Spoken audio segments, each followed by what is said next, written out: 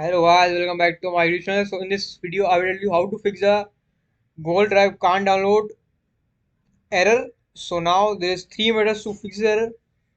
First method is you have to add the Google Drive into the cookie section. So we'll do it. We have to click on settings. And now we have to click on privacy and security. Now in the privacy and security, we have to click on cookies and other site data. Now in the cookies and other site data, we have to add the Google Drive in the sites that can always use cookies. So we will add the site. Click on add. We have to click. We have to write.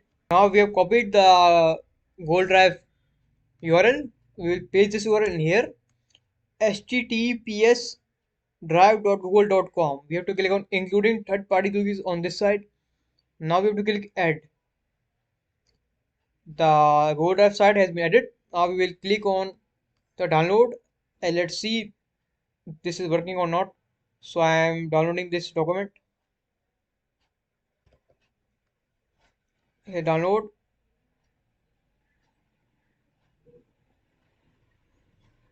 So now the document is downloading. So now this is the fastest and the easiest method to fix this Google error can't download.